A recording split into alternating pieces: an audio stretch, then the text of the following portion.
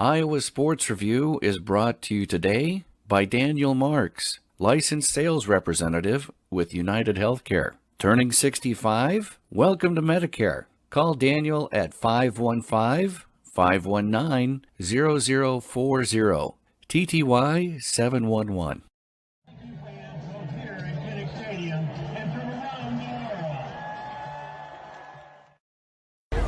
So, question. What's wrong with shish kebab? Answer. We don't ever have bacon. Until now. Bacon kebab. Straight from Jerry Emergence. Riverside, Iowa. Stand up.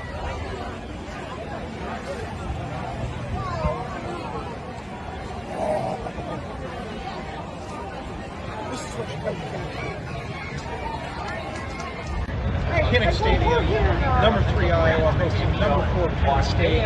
It's going down in about 3 hours, and the town is already rocking. And I think we owe it to everybody to take a walk around famed Melrose Avenue and see what's going on.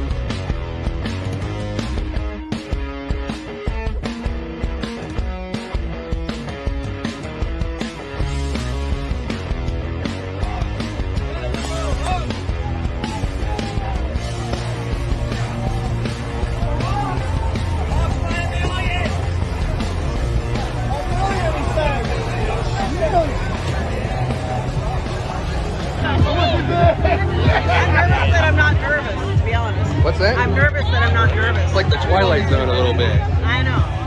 This is it. Look at this. Yes. We got a trifecta. Penn State doesn't stand a chance. Wait. Not a chance. Did you get that on sale? Listen. We're getting Australia together. Right. Yes. Hobart, stand up. Fantastic. That's right. Hawks by a million, don't ever forget it.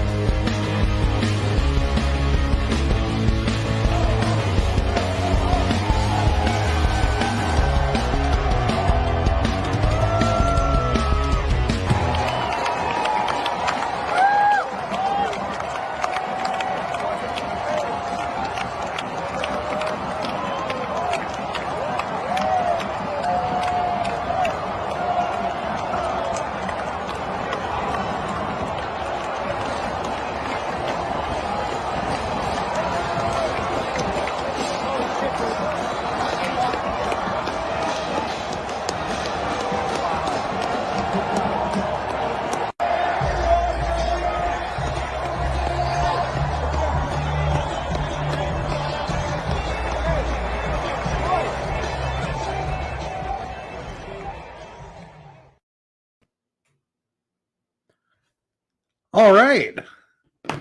That took a while. Welcome to the Iowa Sports Review. My name, as always, is Adam Jacobi of GoIowaAwesome.com. And this is our Wednesday show as we preview the matchup against our most hated rival, the Purdue Boilermakers. Now, some may say that Saturday's game was the game of the year, it being a top 5 matchup against hated Penn State. And there was so much going on in that game. Just an epic, titanic even, battle between two top 5 teams, a big lead, a comeback, some fake injuries, everything that you would want in a big game. But there's only one most hated rival in the Big Ten, and that's Purdue, baby. That's Purdue. So, really, the preeminent rivalry in the Big Ten that doesn't involve a trophy of any sort. Sorry, Ohio State and Michigan. It's Iowa and Purdue. It's this week. It's happening at Kinnick Stadium. So I think we've got quite a bit to talk about. Both really putting a bow on yesterday's game, on last week's game, since some people can't stop talking about it. And but more importantly, we are looking ahead, looking to one more week at the very least, going undefeated. Fingers crossed, but I've got a pretty good feeling about this one. So with that, if this is your first time watching our stream, welcome. We're glad to have you.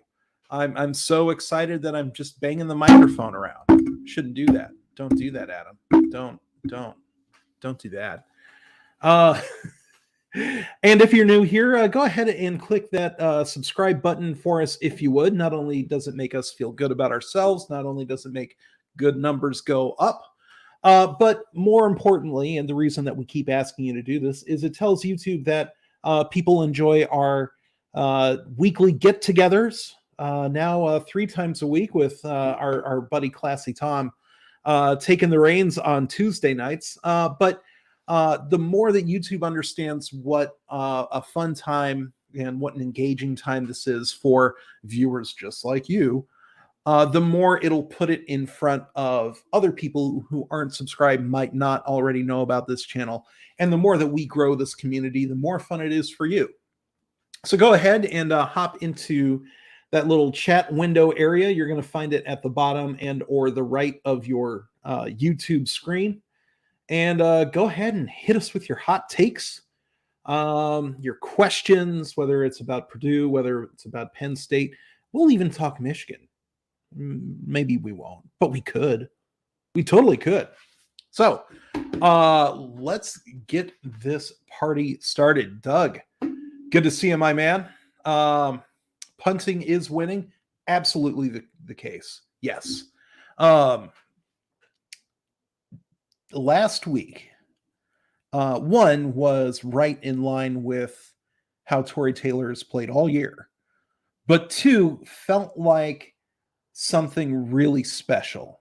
And I'm a little bummed out that we didn't get any conference awards or national awards for Tory Taylor, because that felt like the most weaponized use of him that we've seen out of Iowa. To the point where Iowa could have pressed for points in the fourth quarter to strengthen that 3-point lead. Just want to be clear, 3-point lead. And instead, Iowa was so happy to back Penn State up into that north end zone, and so confident in Tory Taylor, who rewarded that confidence, that they just kept punting it inside the 10-yard line, and Penn State didn't stand a chance. The game was over with about 6 minutes to go, or whenever Iowa scored that go-ahead touchdown, because Penn State wasn't going to drive again, not coming out of the north end zone. So, yes, it's it's definitely weird to see the number 2 team in the nation near the top of the entire FBS division, subdivision, whatever you want to call it.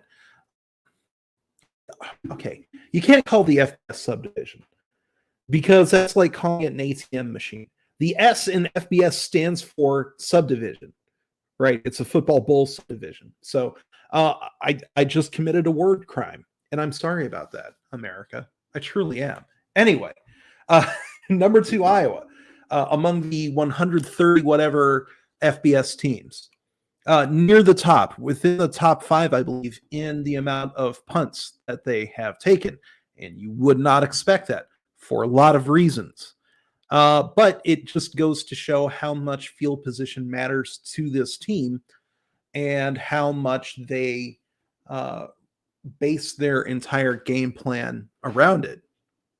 They're, for most teams, possession matters more than field position. But as long as Iowa's defense is as scary as it is, and boy, ball hawk U has turned into something absolutely frightening the last couple weeks. But as long as they can reliably punt inside the 10-yard line, as long as their defense is as ferocious as it is, and honestly, as long as they keep playing unskilled offenses, which is what Penn State turned into by the end of the game, especially with Clifford out, then yeah, you can absolutely play field position, keep shrinking that field, tilting it in your favor, and the points, will basically take care of themselves. And yes, that's unorthodox. And yes, it's something that we haven't really seen a team work to a level of perfection that you would expect from a playoff contender. But Torrey Taylor is that good. Iowa's defense is that good. And they've proven it against every team they've played so far. So I'm happy with that formula continuing because so far it's working. And you can only argue with results so much. So yeah, good to see you, Doug, as always. Franklin said he's just trying to protect college football, and I, for one, thank him for that. You know what? Me too. Thank you, James Franklin. I thought it was very interesting that, that Kirk would continue to stoke these fires. We'll say that, or at the very least, is not content to toss his fans under the bus, which one is sort of what you would expect and hope from a head coach, especially one with his standing, his longevity, his political capital, for lack of a better term. I don't mean like, state house politics, but but within the world of college football, there's always some politicking going on. And I think that Kirk is cashing in a little bit of credit on this. And frankly, I understand, right? I also totally understand where James Franklin is coming from. And you can always play that, that high dudgeon and falling over as if you've been shot, which is a different type of faking injury. But both of these coaches are acting in their players' best interest and in their fans' best interest. And whenever Penn State decided that their game plan was going to be, knock a guy over after every time Iowa scores 15 points gets 15 yards, nobody bought it. And that includes Joel Klatt. That includes LeVar Woods and his hilarious flop on the sidelines. Keep LeVar Woods in Iowa City forever. Please, please, please, please, please. For that alone. And the fact that he's a tremendous coach. All of that is, we've got a cat incoming here. Hello, Annie. Hi. All of that is to say, yeah, I get where everyone's coming from. I'm ready to stop talking about it. I'm so ready to stop talking about it. Penn State internet is famously like, one, oh, we would have won this game, which, what if games are great because you're never wrong. They could tell themselves that Penn State would have won that game by 20 or by 30 or by 40. I mean, what are we going to say? Nuh-uh. I mean, it stretches plausibility just to be sure, right? Because Roberson didn't take a snap until Iowa was already only down by 7.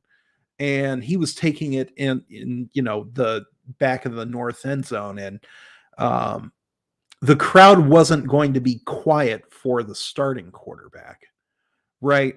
The center wasn't all of a sudden going to be able to hear the snap count. And honestly, if we're going to keep talking about injuries, all I'm going to say is this. Penn State's entire offensive game plan went down the tubes as soon as Sean Clifford was out.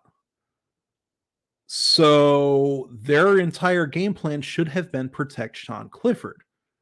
They chose not to do that. If all it takes is one form tackle, and it was a completely clean, well-coached tackle by Jack Campbell, and no one's arguing otherwise. If all it takes is one tackle like that to Sean Clifford on a blitz that no one bothered to pick up, and then all of a sudden, like the rest of the game is illegitimate, right? Like Penn State is doomed to the point where, it's not fair. Oh, it's not fair. The problem is Penn State not protecting their quarterback, right?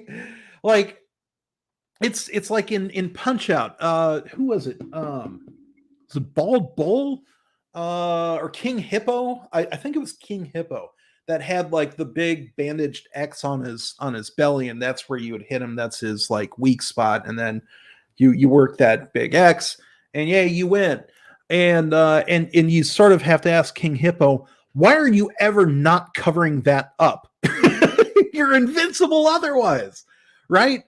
So, I mean, it absolutely falls on Franklin's shoulders and nobody else that they lost that game, regardless of the fake injuries. Those are moot. Penn State would love to talk about those because they can feel bad about them. And those mean Iowa fans who were booing the really obvious tactic is what they were booing. They weren't like when Mustafa couldn't get up and he was way beyond the play and clearly, and now he's injured for the year. Iowa fans weren't calling bogus on that. Like, he was a team captain. He's the real deal. And really Penn State suffered without him. They were booing the tactic, not injured players. And Penn State fans know that. But they also would rather talk about that instead of the fact that James Franklin didn't protect the only guy that the entire offense needs on the field. He couldn't even take a form tackle. All right? So, like, it's the same deal with the Holiday Bowl against USC. Keaton Slovis was doing a great job.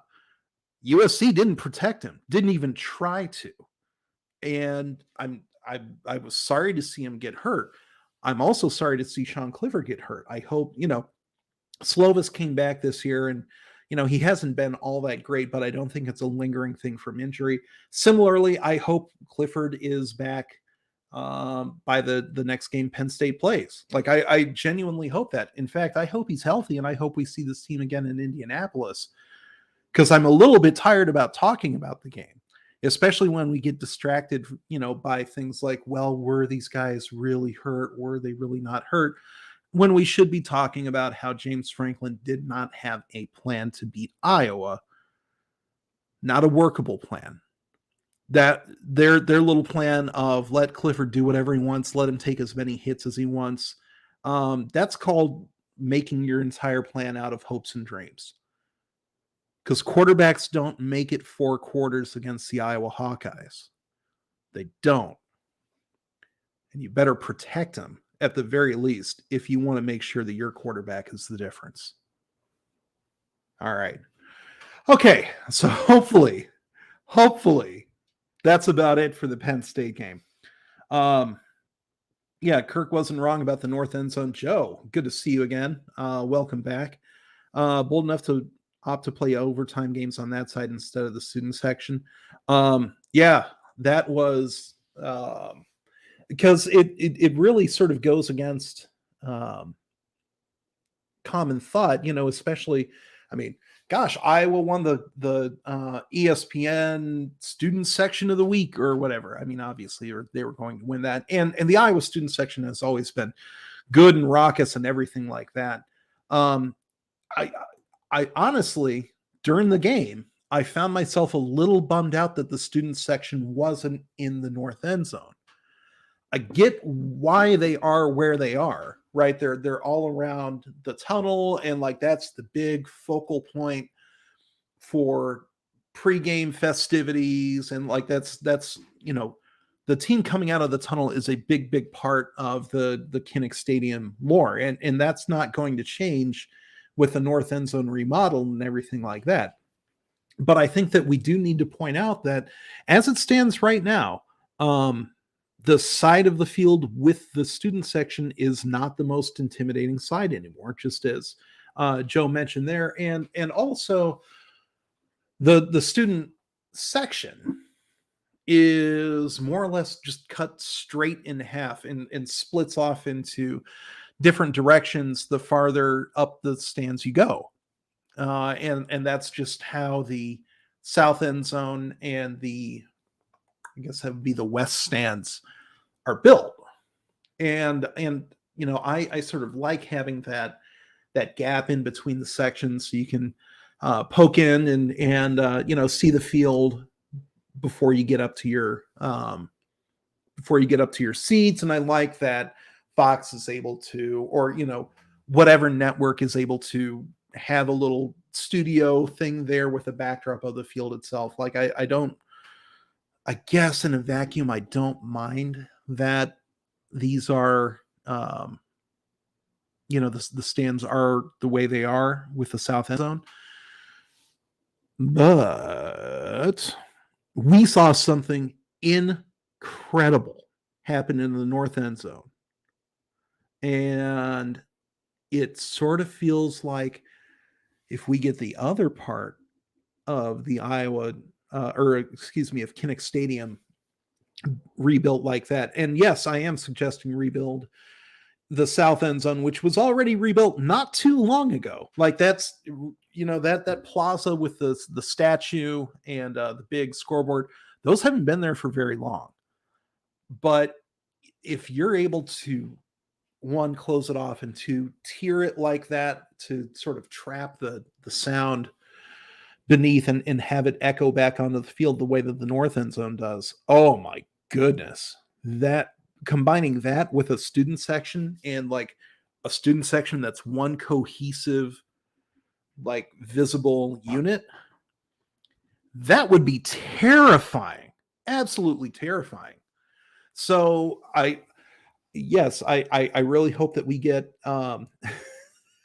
another very, very rich person to donate the money that Iowa's going to need for that, because there was just a report, I think it was in the USA Today within the last couple days, but the last couple years have taken a gigantic toll on athletic budgets, pretty much across FBS, and especially at Power 5 institutions, and those are, there's going to be repercussions for that for a long time.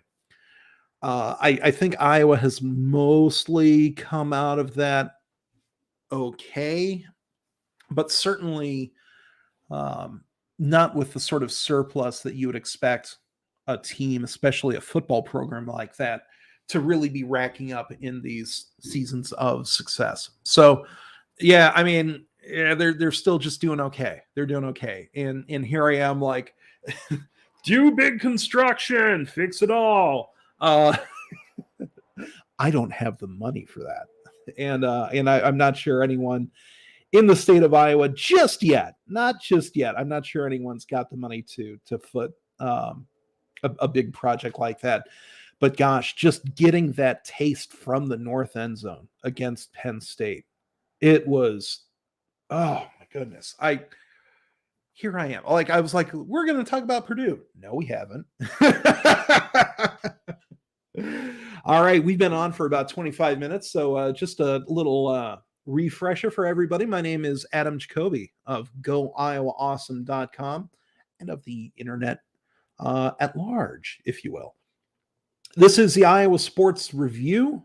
This is our Purdue week, our most hated rival. So if you're new here, go ahead, do us a little bit of a favor, click like and click subscribe. YouTube loves it when people subscribe, and it recommends the channel to more Hawk fans just like you.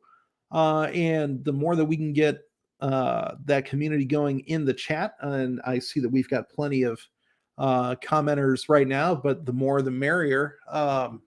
The more fun that we can make it for all of you while you're here looking at my gorgeous, gorgeous face and listening to my gorgeous, gorgeous voice.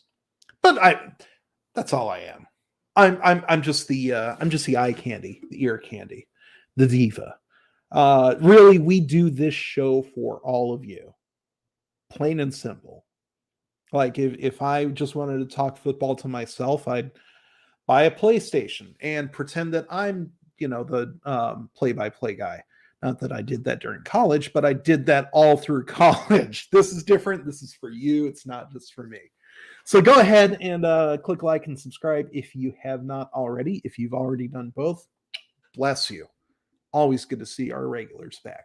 So that's what's going on here. All right. David points out that Iowa scored 23 points on Penn State's defense. Could have been more too. Just want to be clear about that. If the game were still in doubt, Iowa probably doesn't send 2/3 of its team onto the field to celebrate the interception by Matt Hankins in the fourth quarter, and Iowa would be in great position to score some more points. Kirk Ferentz very conservatively made it to 23 points against Penn State's defense, which is just about as nasty as Iowa's defense is. And, that didn't have anything to do with Sean Clifford. Just want to be clear about that. Sean Clifford was not starting at linebacker. That's Joel Lanning. And yes, Roberson was not playing on Clifford's level. Agreed. He, the offense really fell apart with Clifford there. Yeah, agreed. And also, Clifford didn't spend a whole lot of time playing out of the north end zone either. Like, can we guarantee that Penn State's offense really would have moved the ball in the fourth quarter with the north end zone playing like that? I don't think so. I have a hard time believing that very fictional premise.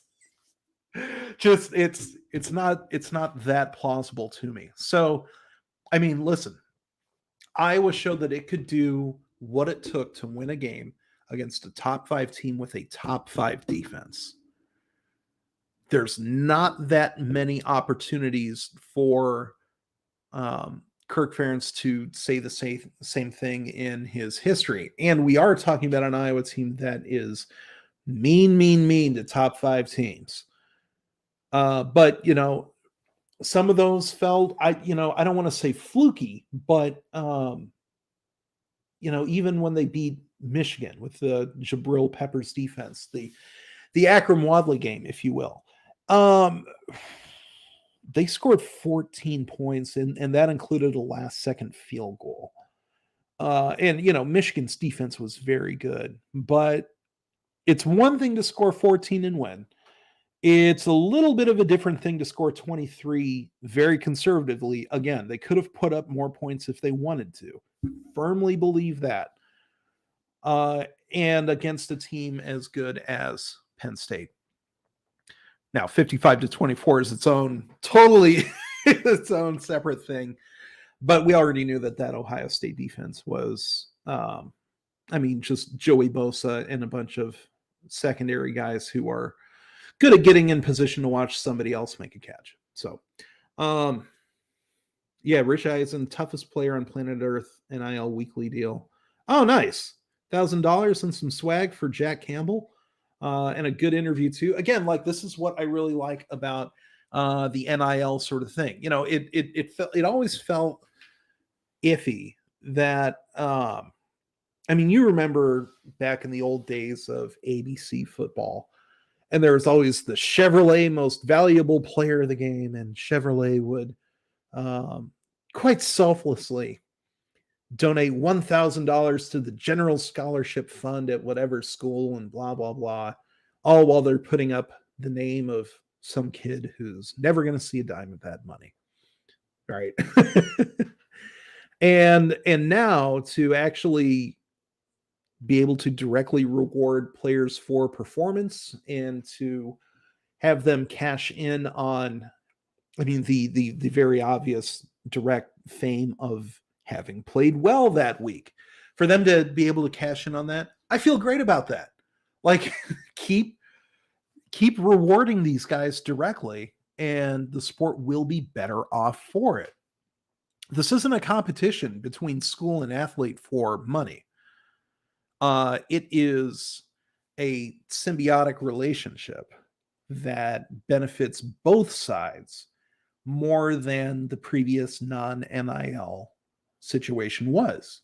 I mean, that's just a fact of the matter. And the smart schools get it already. And the ones that really don't feel good about it, the ones that still take that combative approach with their student athletes, they're going to be left behind sooner rather than later, because it's going to be clear, and there's going to be plenty of people in these kids' ears, from coaches to family members to, yes, agents, that say, if you want to provide for your family while you're here at college, go to this school, go to that school, right? And kudos to Iowa. You know, I would not have expected 10 years ago, absolutely would not have expected Iowa to be on the list of programs where guys can cash in on their individuality. We'll put it that way. This is a brand new world. I'm pleasantly surprised to see Iowa on the right side of things so far, and I expect that to continue. And I hope to see it at all of the other Big Ten schools as well, because ultimately it benefits athletes. And I really can't trust anyone who has something bad to say about benefiting athletes. Really can't. Yeah, no one booed the guys that are out the rest of the game thereafter. Yeah, and the player that was jumping up and down, I don't remember it being on the logo, although if that were the case, you know, there are definitely some disrespectful connotations to behavior like that. I'm not saying you're right or wrong. I just don't remember either way. In fact, my memory was that he was jumping up and down closer to Iowa's sideline. But regardless, my memory stinks. It stinks out loud. So if it was on the logo, that's even worse. Either way, I remember seeing him jumping up and down on his way off the field and thinking, like, give me a break. Like, at the very least, keep up the facade up until you get to the sideline, right? So I think that fed into a lot of Iowa fans' frustration.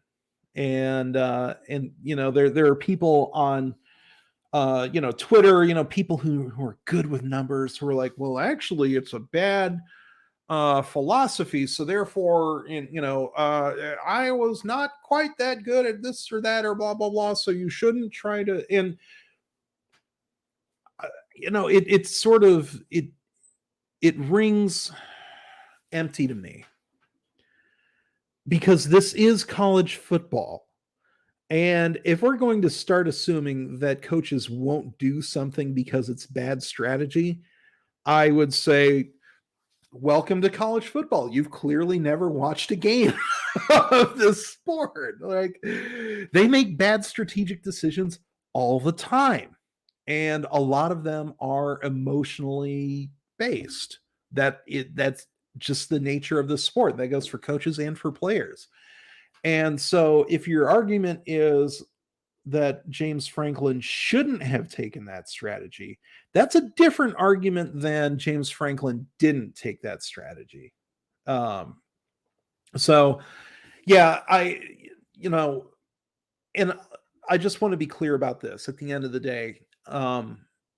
On 11 Warriors, they found a clip, and I think it's from Christopher Cahill on Twitter. But there was a clip of sort of the outer edges of the Storm Field, and Penn State players are walking off, and Iowa fans universally shook their hand, congratulated them on a good game. And I think that was, by and large, the mood of every Iowa fan, or the vast majority of Iowa fans in Kinnick Stadium by the end of that game. When I was walking out, whenever I saw a Penn State fan, there was nothing in me that said, I'm going to make this person's day worse. I didn't have anything in that tank for it. It was such an emotionally draining game for everybody involved up into, row 70 in the stands. It was that exhausting that you just wanted to shake somebody's hand and say, that was great. Thanks for coming. Drive safe home. And that's, the people in the chat who are near me can attest, like, that's the way that I was talking to Penn State fans. And I didn't see a single other Iowa fan, what's the word I'm looking for? Insulting Penn State fans, making them feel unwelcome by the end of the game. I didn't even hear like jibber jabbering in the crowd over the course of the game itself. And I was around plenty of Penn State fans too. We were on the visitor sideline. Well, we weren't on the sideline, but we were on the visiting side of Kinnick Stadium. We were in the east stands. So the fact that we're still talking about something that makes Penn State fans feel like the victim, and not the fact that they were welcome guests to, like 95% of Kinnick fans, I think does a disservice to Iowa fans. It does a disservice to the game. And I mean, honestly, it does a disservice to the Big Ten that we keep harping on this negativity, which we're never like, there's never going to be a good resolution for either side, for either team about this. Right. It's just never going to happen. And so to keep relitigating this on social media and in press conferences, my goodness, yuck. 4 days later, I'm really, really ready to move on from this. We'll say that.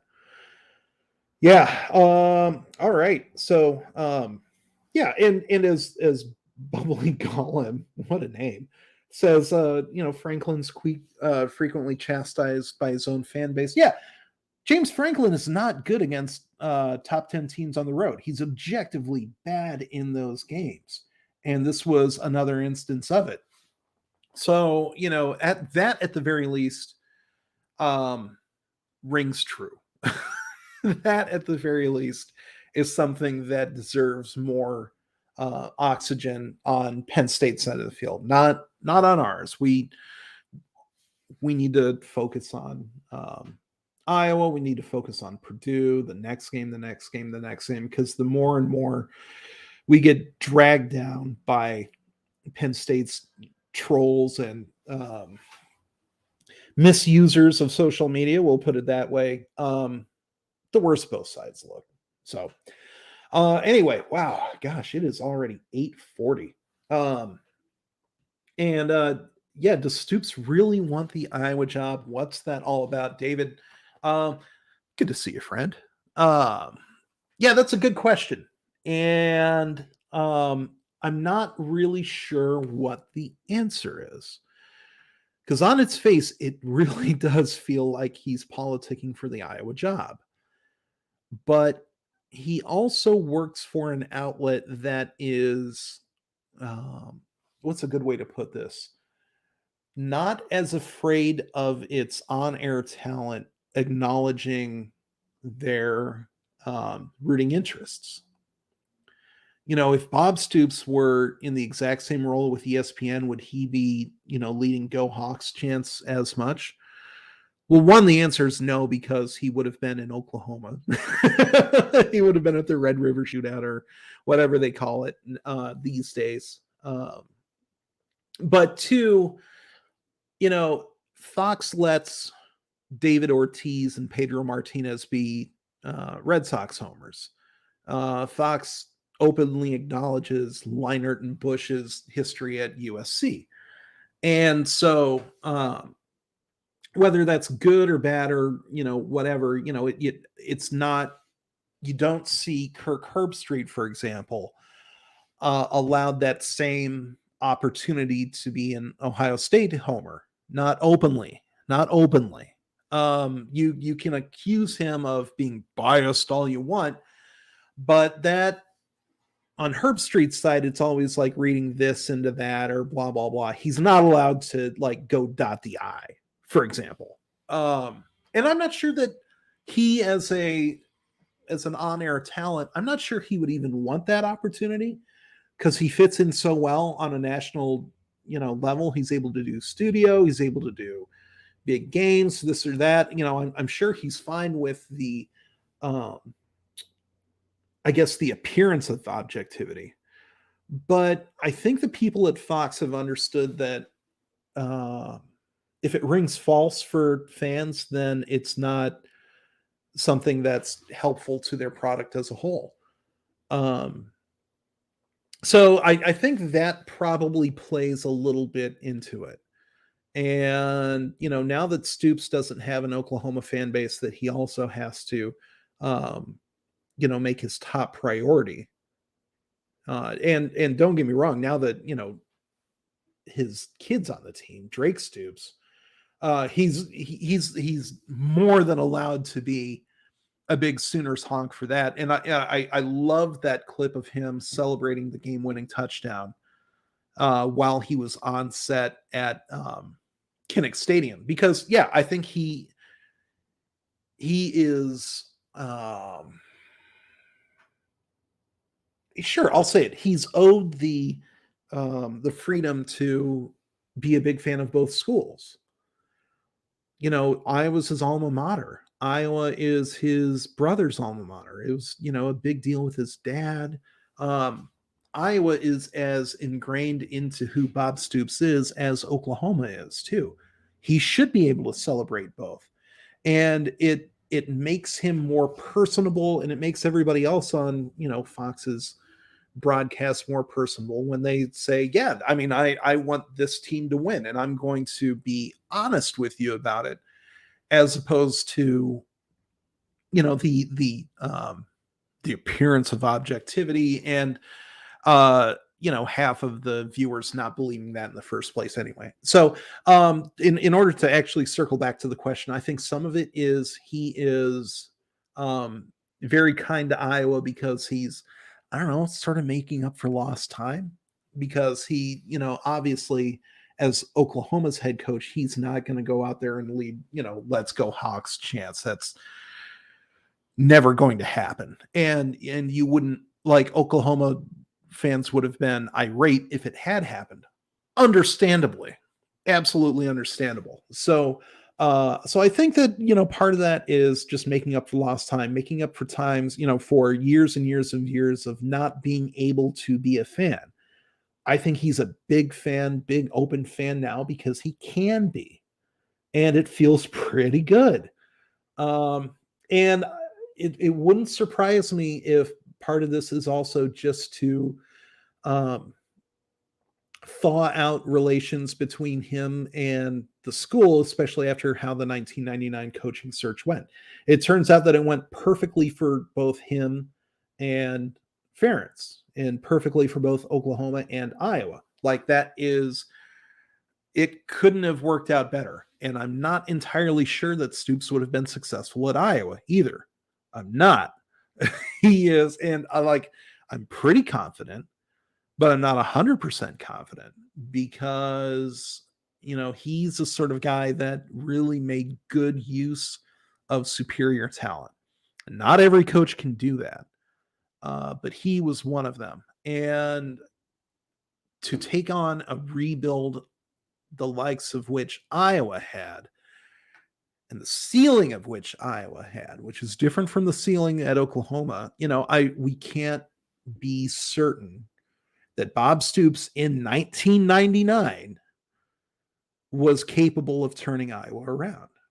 It's a fun little game to play in our heads, but it's moot, and we can't guarantee that he was ever going to do as well as Kirk Ferentz has done. We just can't. So does he want the Iowa job when Kirk Ferentz leaves? And that's an interesting question. He is only 61, and he's been away from coaching, so it's not like his 50s have been as rough to him in terms of 100-hour weeks, sleeping in the office, things like that. Like, he's already in sort of a leisure mode. So I'm not sure he ever wants to get back to that part of coaching. That being said, it would be hard to read into Bob Stoops' behavior.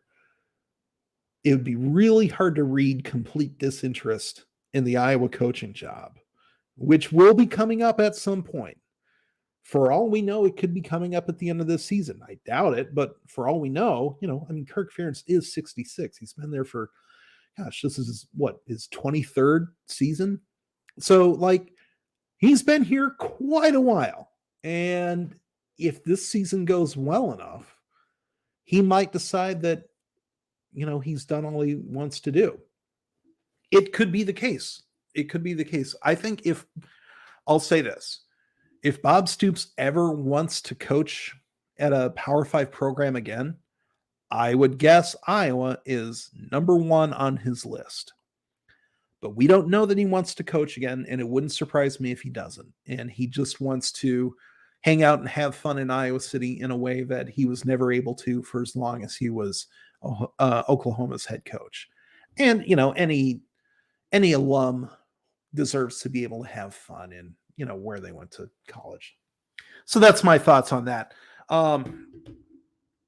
Yeah, exactly. Joe brings up an excellent point.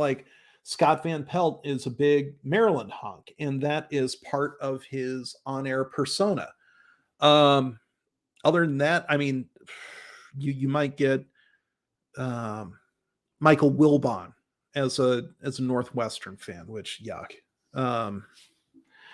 And he doesn't, even Wilbon never wears it on his sleeve while Northwestern's bad, which is most of the time, right? He just pops up just to wear Northwestern purple on the off chance that they're actually going to be on ESPN or what have you, or they're going to make the tournament for the first time in forever.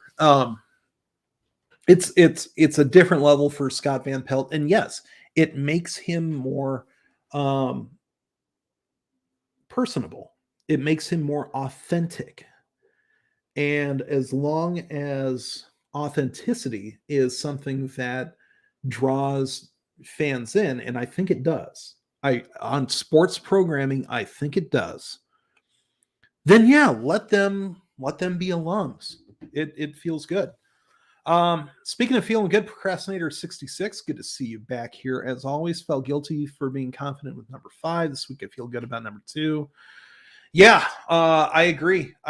And that target on Iowa's back is not going to go away for as long as the Hawkeyes are undefeated. It's just not. And for as long as they're playing unranked teams too, and probably not blowing them out. They're favored against Purdue by 11 points, which seems like a mistake to me, but I'm also not Las Vegas. That target on Iowa's back is never going to go away. Not until they lose, not until they're out of the playoff picture where they belong, right? There's so many fans who think Iowa doesn't belong where they are. That being said, in terms of where they are in the rankings, They have unequivocally earned it. And when you can be sure that Iowa has earned where they are in the polls, it's a lot easier to feel confident about them, right? That they're not just being rewarded for a good record, which they are, don't get me wrong, but usually it takes about until win number 10 or 11 for a team like Iowa to really be rewarded on record alone. There are, as I've said before, there's plenty of Power 5 teams who are still undefeated in their own right and are not ranked as high as Iowa, because Iowa has done more to earn that number 2 spot than any team that's not named Georgia. That's it. If I'm lying, I'm dying, and that's not a popular take because Iowa doesn't blow teams out very often.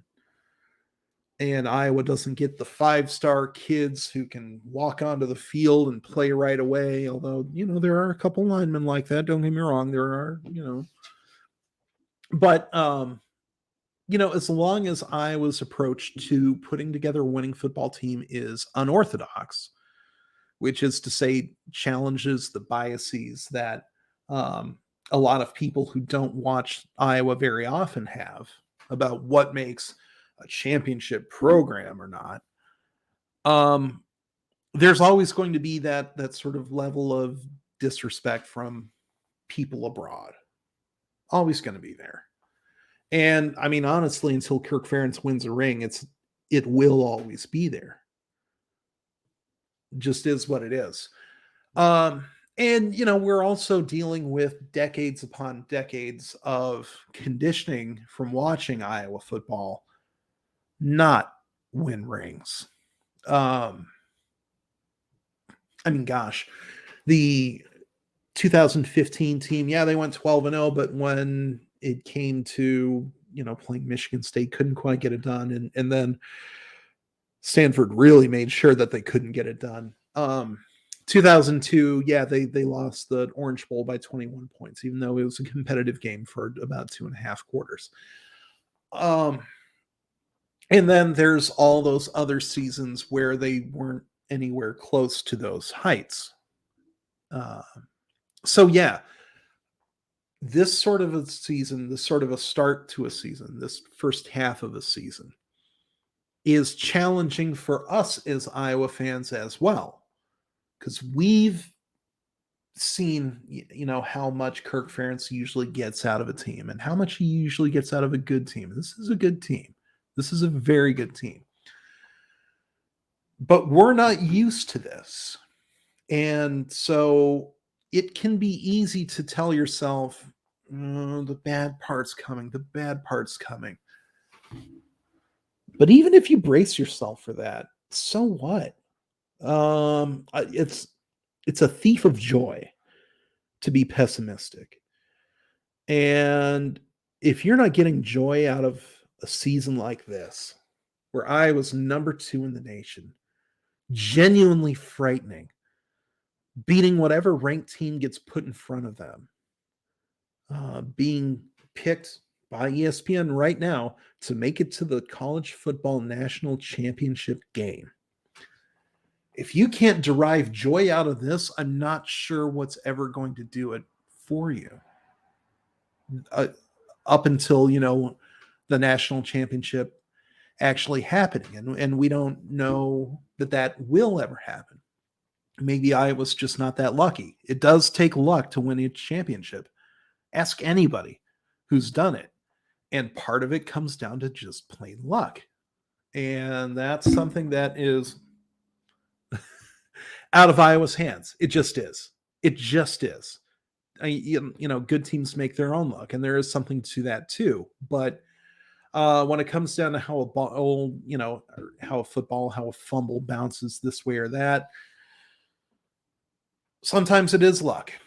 It took luck to, for Trace McSorley to put that pass over Amani Hooker's hand by half an inch for them to win that game at Kinnick Stadium under the lights, the Saquon Barkley game. That took luck. it probably took a little bit of luck for Sean Clifford to get knocked out of the game. It wasn't a dirty hit. It was a form tackle all the way. But most people usually get up from form tackles, and Clifford apparently, for whatever reason, didn't. And now he's injured, the extent to which we don't know, which is too bad. But again, like, that's luck. That's an instance of luck, an example of luck that ultimately benefited Iowa, and was luck that they made, but it was luck, and that's just part of special seasons. Everyone has that. It was bad luck when Ricky Stanzi got injured, but that's football. That's luck. So, so as long as there are these external forces, luck, as long as they dictate, whether this team's going to have a special season or that team's going to have a special season, as long as they're out of our control, then just it makes the most sense to just enjoy this for what it is for as long as we've got it. Iowa's number 2 in the nation. They've made it this far, and it's awesome. Again, I wrote about it at Go Iowa Awesome this week. I said it on our show Saturday night / Sunday morning when I finally got back. There was nothing. I've never, ever experienced anything like that game, the Penn State and Iowa game. It was a once in a lifetime experience. And that's because we were able to just let the moment be as big as it was, and to throw everything at those 3 hours until like nobody had anything left.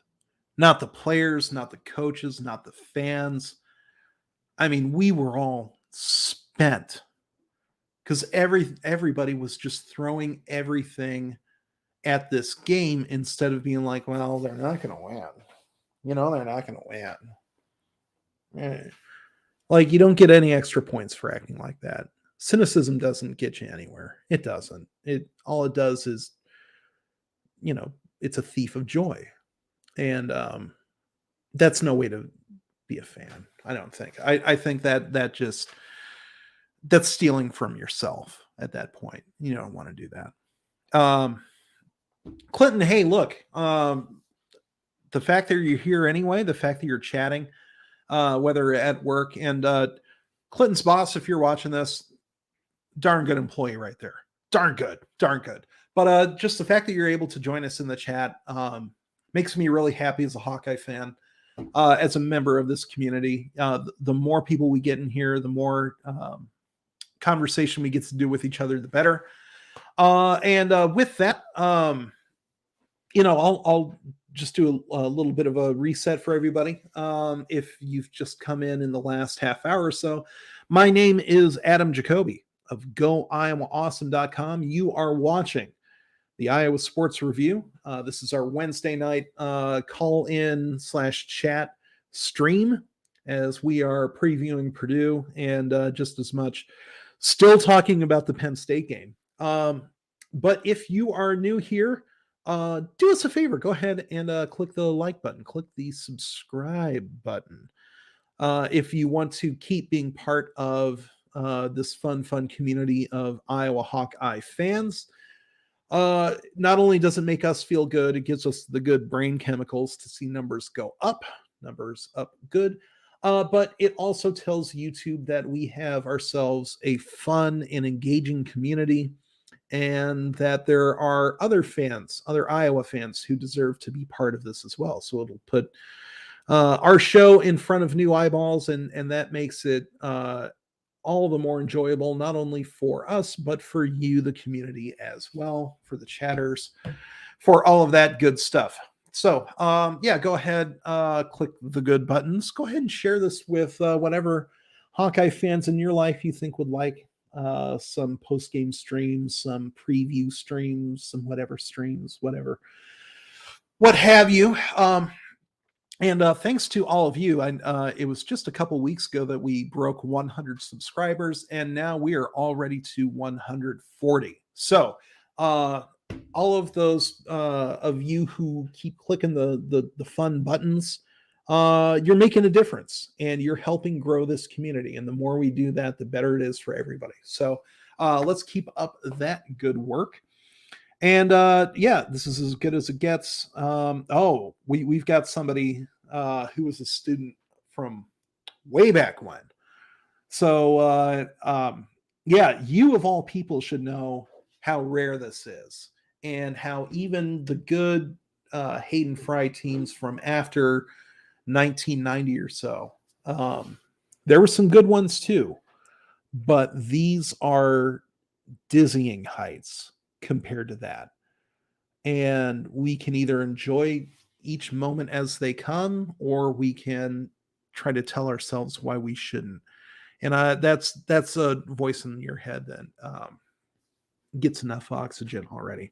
So listen, like at the end of the day, I'm trying to get everybody as happy as possible to be here, to be Hawkeye fans, because this is fun.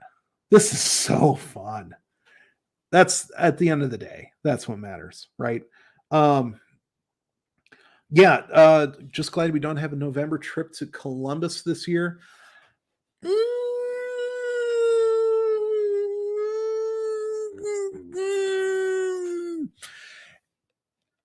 I mean,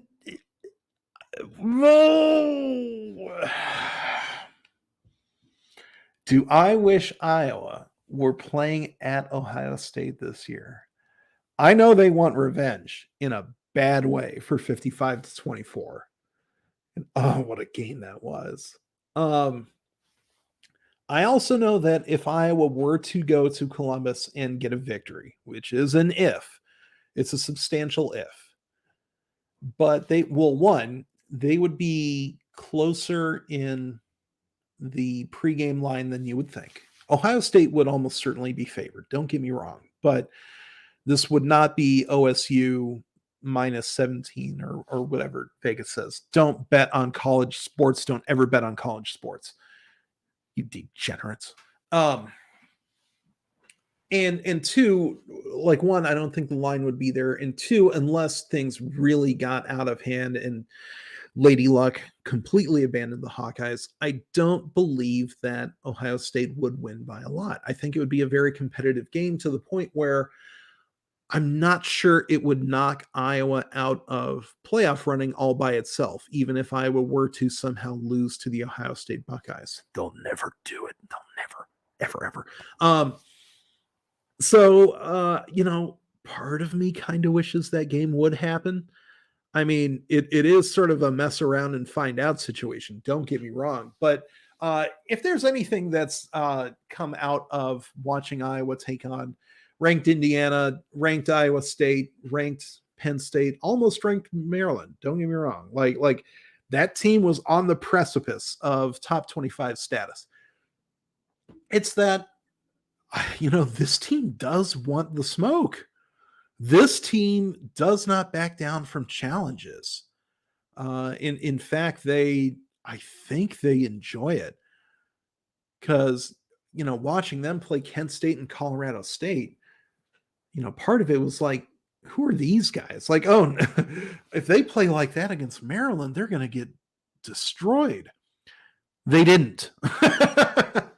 If they play like, if they play as well against Penn State as they did against Colorado State, well, my gosh, they'll be blown out.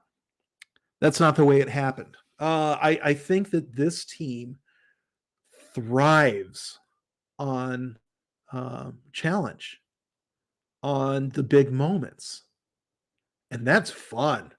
Like, if anything, I hope that doesn't mean that the next 6 weeks are all going to be nail biters because they're looking ahead or blah blah blah. I don't think it's that.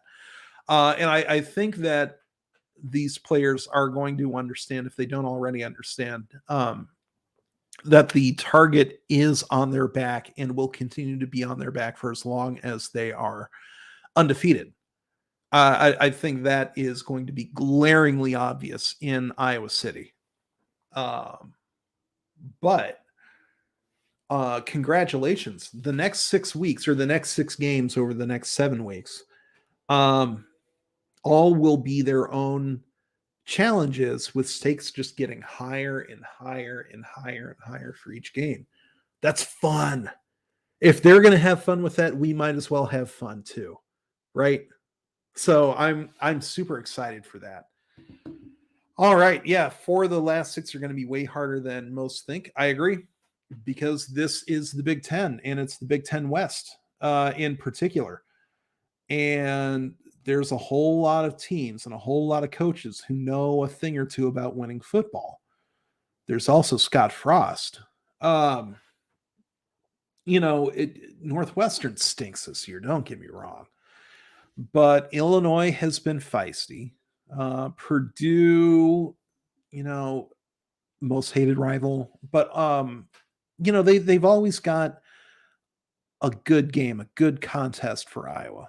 Like almost always. The Iowa-Purdue series is frighteningly close, honestly. And with Riley Moss out, and hopefully just for this game, hopefully he's back for Wisconsin. But with Riley Moss out, Terry Roberts is going to be on the field. I have confidence in Terry Roberts, but that is as much losing, or it's as much replacing Moss with Roberts as it is replacing Roberts in that role with, I don't know, like whatever backup they've got for him, because there's probably going to be a lot of snaps against an offense like Purdue where if Moss were healthy, he and Roberts would be on the same field at the same time to begin with anyway, because they're going to try to spread this out and attack the secondary, which seems like a silly decision, but it's better than trying to run on them, because Purdue doesn't have the game for that. And it would be a mess if that's what they tried. And historically, they have challenged the Iowa offense through the air, challenged the Iowa defense through the air, and with more success than you would expect. So as long as that formula continues, I think they're going to try to attack, attack Terry Roberts at your own peril, but really attacking the guy who would be on the field, or who will be on the field, who ordinarily would not be if Moss were healthy. And I think that's going to be Roberts less than we think. So that's going to be interesting to see from a matchup standpoint. But, you should be a little bit worried about Illinois. You should be a little bit worried about Minnesota. Maybe not Nebraska. But worried about Wisconsin? Yeah, because that defense is nasty. You wouldn't be able to tell by the way that they've closed out games against, say, Michigan or Notre Dame, but those games were competitive into the fourth quarter. And it's easy to get sort of lulled into complacency by just looking at the Badgers' record and the fact that they're almost certainly not going to catch and surpass Iowa in the Big Ten standings. But it's not a done deal at all, especially if they start to stack a few wins together. So, yeah, I think the football portion, aside from the story of everybody gunning for Iowa, I think just 11 on 11 on the football field just by itself, most, if not all, of the next 6 games are going to be very competitive. And if I was not careful, any single one of them, except maybe Northwestern, although famous last words, right? But Northwestern is so bad this year. They're so bad. There's danger of lurking behind any corner for the rest of the schedule. And then if Iowa gets through that unscathed, it's whoever comes out of that terrifying Big Ten East. And then, the college football playoff. Right? It's all challenge from here on out. It's all, the deck stacked against the Hawkeyes, right? That's all the rest of this is. And so as long as they keep thriving on that, we're going to have fun. We're going to have a lot of fun. Yeah. Who wins the East? I have no idea. I hope it's Penn State because I'm so tired of talking about the negative parts of that game and all their little what ifs. I want to see those two teams on a neutral field, both as healthy as they can be. And let's have this out once more. Let's do it. Right. So I hope that's the case.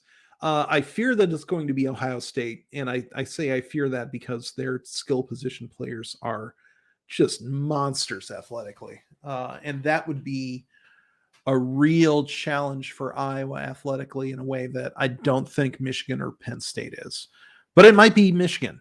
It might even be Michigan State. We can't rule that out either. And frankly, if it's Michigan or Michigan State, then that means that they're good enough to beat Ohio State and probably Penn State. And so that's very worrying, even if, they don't have that sort of like 5-star superstar on the boundary or what have you. So yeah, I have no idea who wins the East. None. Stricker. I cannot convince you that Iowa shouldn't run an all sneak offense. It keeps working. It's like we've got Tom Brady under center every single time, for the last 20 years. And that worked out decent for the Patriots. So yeah, all sneak all the way. I wanted to see more of it from Iowa especially inside the Penn State 10 last week. Would have been a great idea. Just thinking. So Hair Trigger asks a question, and I actually know the answer to this. Jack Plummer has not been injured, but O'Connell has been getting the start because the offense just seems to work better under him, and he's a little bit more of a live wire. So and more willing to push the ball downfield, which is sort of a Beathard and Rudock situation with them. And with Plummer running the offense, especially after the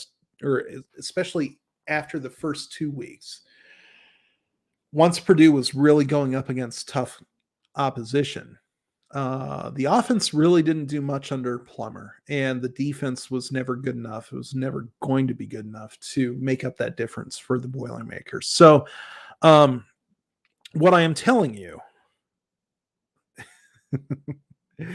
is that Aiden O'Connell will be more likely to throw the ball into ball hawk use situations.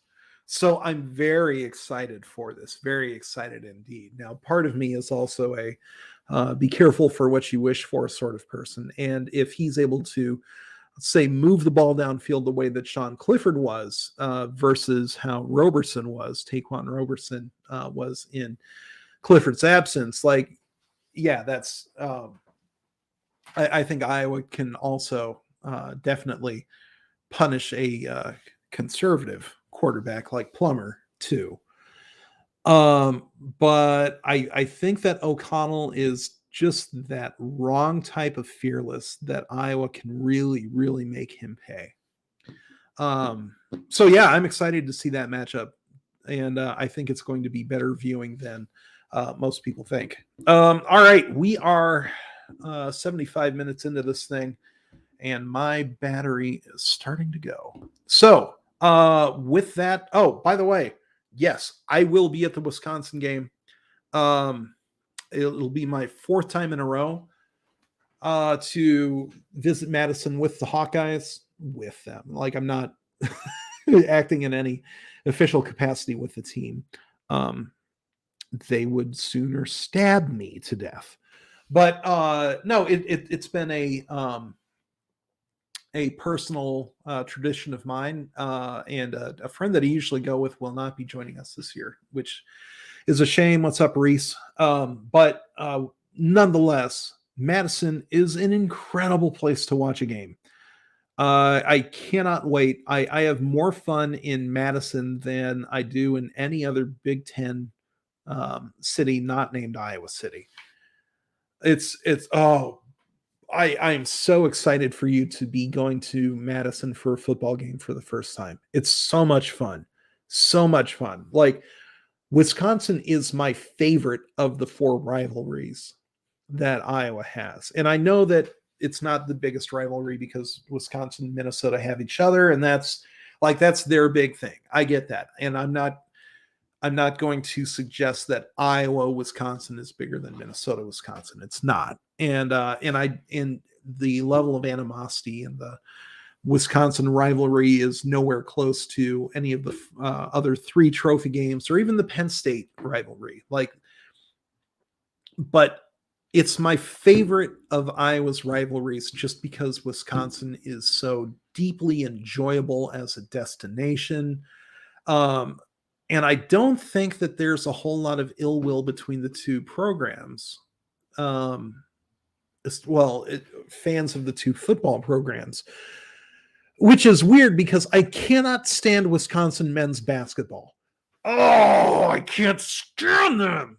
But somehow when it's football, it's different. And I'm not entirely sure why. Maybe it's, Camp Randall is 1,000 times better than the Kohl Center. I don't know. But yeah, super excited for you to make your maiden voyage to Madison. Super excited for that. That all said, with that, my name is Adam Jacobi, GoIowaAwesome.com, editor at large.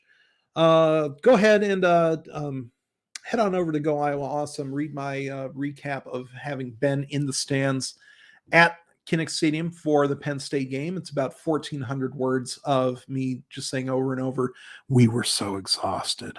But with that, we've got a game on Saturday, don't we?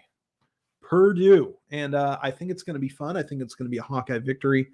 And I am looking forward to seeing you all Saturday evening for the post-game show that we legally can't call sound off, but that's what it is. So until then, go Iowa Awesome. Go Hawkeyes. Good night.